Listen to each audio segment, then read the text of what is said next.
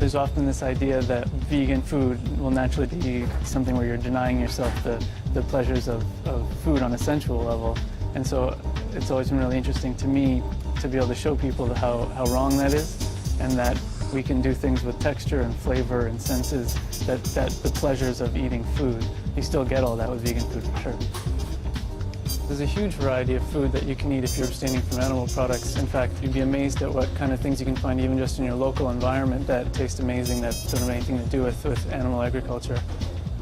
You can find examples from all kinds of different cuisines from around the world that you can pull inspiration from, where there's vegan food that is just a natural part of everyday life, that use a lot of different vegetables and tofu and different kinds of soy products, tempeh, fermented things, misos, and other kind of stir fries and curries. It's getting easier all the time to be able to go out and enjoy vegan food in a restaurant setting. There's places opening up all the time, and even in places that aren't fully vegan or vegetarian, they're more and more catering to people with that diet as it's becoming more and more popular and taking off. SAF is a very busy restaurant. We can often easily do like 200 people in a day, and it was voted by Time Out as one of the top 50 restaurants in the city in 2009. So for a vegan restaurant to be in that category, it's pretty impressive. And so our clientele and the people who come here come from a variety of different backgrounds.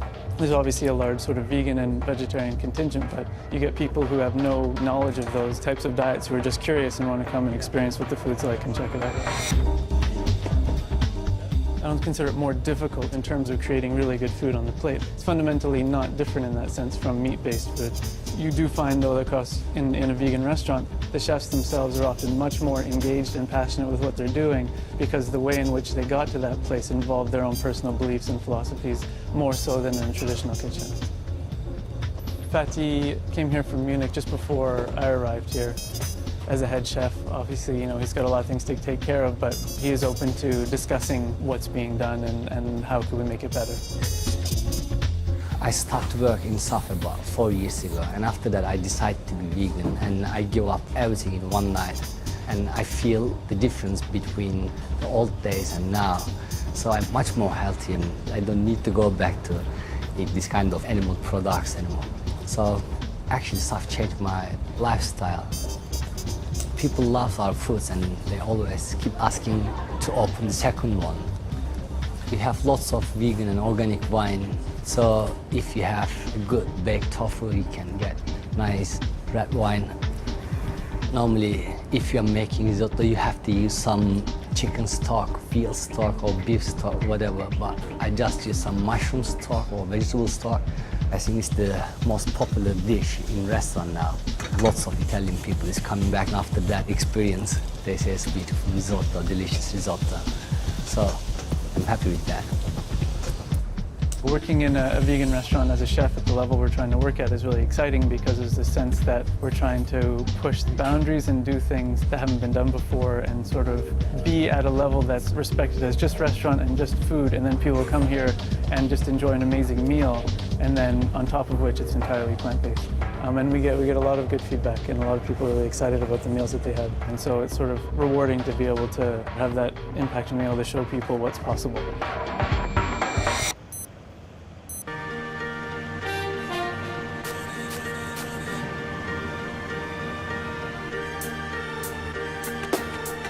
I have a very, very active lifestyle. I'm a retained firefighter. I'm on call 24 hours a day, 7 days a week. I always have to be armed and ready to go at all times, as well as my training. And I can honestly say that I never feel inadequately catered for on a vegan diet. I started running predominantly to raise funds for animal charities, and I started to win races, and I decided that the ultimate goal would be to run a marathon. I entered my first marathon in 2000 and I won it. And from there, I just decided that this was the way forward to help more animals and to promote vegan diet. Training for a marathon is not just about going out and running endless miles. It's about doing speed work, it's about doing a lot of endurance work and coupling the two together. So you've got to be fast, but you've got to be fast over a long distance. So I personally, and everybody's different, train between about 80 and 100 miles a week. I have complete 100% faith that my diet will give me everything that my body needs to perform well. I certainly don't look at meat eaters and think I could perform any better if I ate meat. I've run 22 marathons and I always produce a good run, no matter what. When I'm at a race, people are quite surprised that I can do what I do on a vegan diet, and they say, "Why are you vegan?" And I would say to them, "Well, why aren't you? Because after all, I've just beaten you. So perhaps if you try my diet, you might be up there winning races too." And on one particular occasion, the person who presented me with the award was the Lady Mayoress, and she actually said that her daughter had been wanting to go vegetarian for quite a few months. When my mum was able to tell her that I'd been vegetarian since tiny and vegan since a teenager, she was really overjoyed that there was a role model there that she could use. That's a bigger achievement for me, because that's somebody growing up, and then she's the future, and veganism is the future. No alcohol, no weed, no cigarettes, no ease, no milk, no cheese, no eggs, no meat, just meditation and peace, red lentils, chickpeas, good workout, good sleep, more sunshine like breeze.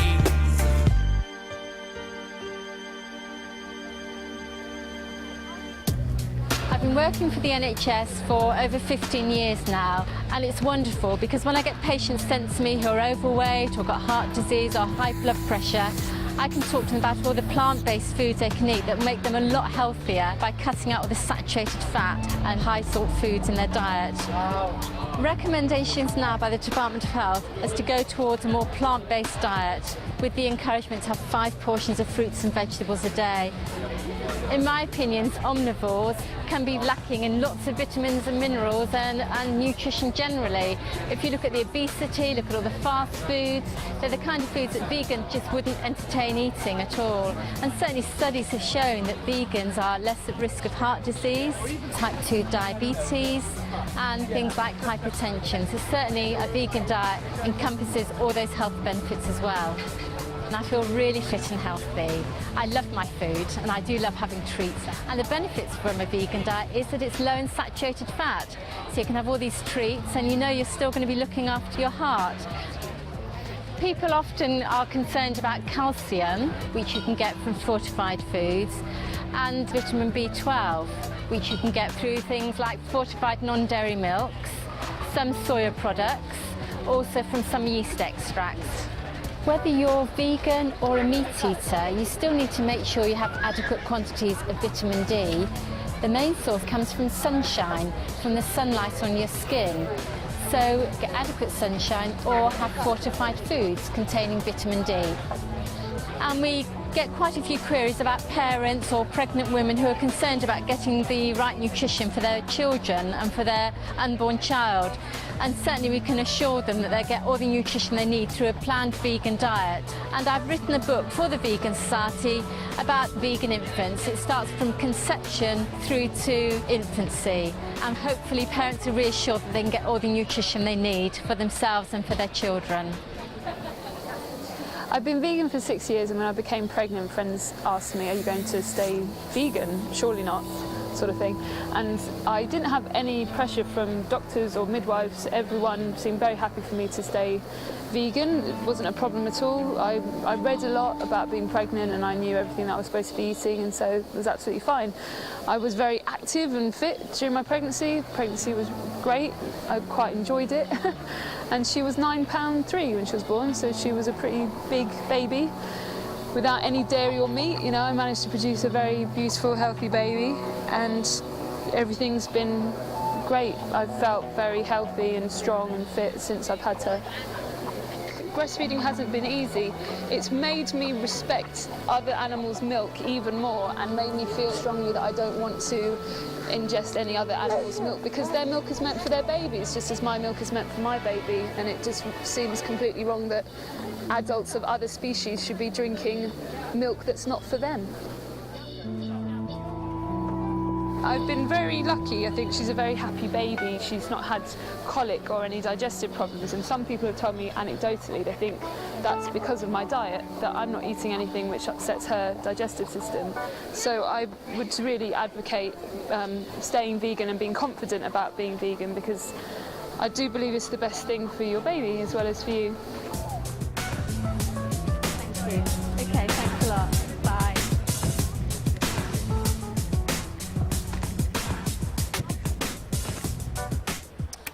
I'm here now with Labour MP Kerry McCarthy, and this morning we're going to be talking about global food security, the environmental concerns surrounding food production. Well, I think people just need to be very much aware of the impact of the Western diet on the environment as well. I mean, some people will become vegans because of health reasons, some because of concerns about animal welfare. But I think increasingly people are beginning to look at the impact of industrialised farming and the fact that we just cannot sustain a Western-style diet. The world's population is predicted to grow from 6.7 billion at the moment to 9 billion by 2050. And even if we don't have those levels of population growth, even if we stick to current levels, it's estimated that if everyone adopted a Western-style diet, we'd need 3 planets the size of Earth in order to sustain ourselves. A vegan diet is very sustainable because on average it requires a third of the water and a third of the land to produce a vegan-based diet than it would to produce an animal-based diet. And that's because farmed animals eat much more protein than they produce. Most of the protein that they consume is used to actually to live, to keep themselves warm, to repair injuries, rather than to actually what you could describe as grow milk, eggs or meat. More water and land is therefore needed to produce cattle feed, for example, which leads to deforestation, scarcity of water supplies, soil erosion, and the pesticides have a damaging effect on the environment as well. So we need to explore ways that are less harmful and wasteful and have less impact on our environment and on our natural resources. Some people ask me, well, what would happen to farmers' livelihoods if we all moved to a plant-based diet rather than animal-based? But obviously if people did do that, they would still be consuming crops that are actually grown by farmers. So there'd be a role for farmers to play to move towards a more sustainable way of farming. I live in the countryside and I see how much of the land, its potential, is just not being used. I mean, in Hampshire, a lot of the land is devoted to stables and horses. So we could actually change the land use to benefit the wildlife, the planet, the animals and us. A lot of people ask me, would the landscape look monotonous without livestock? I mean, I could say that we've actually created an artificial landscape which was more diverse before, with trees and wildlife, and we would actually encourage the diversity of crops. We would be seeing orchards of nuts and fruit. We would encourage a lot of understory shrub layers of soft fruit, a great diversity of vegetables and cereal crops. It would actually be a much better mixture of crops instead of huge monocultures of acres and acres. Because of the diversity, you would get more habitat for the wildlife. It would actually encourage the wildlife, which is under a great pressure with the current conventional farming. The bees here are very important. They actually operate at much lower temperatures than honeybees. They come out earlier and they feed later, so you're getting good pollination. I know also here there are 3 species of parasitic wasp, which means that you have a reduction in caterpillar numbers, which cause a great deal of damage to cabbages and broccoli and kale, and hardly any damage is seen here. The hedgerows are kept very thick. They're not cut every year, so they're richer for wildlife, and they're also connecting annuals between the hedgerows across the fields, which act as beetle banks and wildlife corridors. What these methods do is they actually benefit the biodiversity. You have more predators which keep a balance. You don't have the pest and disease problems. Could we manage on a plant-based diet in the UK? A lot of work being done with agroforestry is showing that we could have a lot of the crops growing here that we're actually importing at the moment. And a lot of things could still be grown outside. We wouldn't have to have heated greenhouses. And even just with the polytunnel like we're seeing here, it's surprising what you can achieve. We have now several stock-free, commercial stock-free farms like this one. We know that these methods work. Stock-free organic farming is a system of food production which excludes any animal byproducts or any dependence on animal inputs at all. It's not just about growing crops, it's also about the way we interact with what goes on, within nature.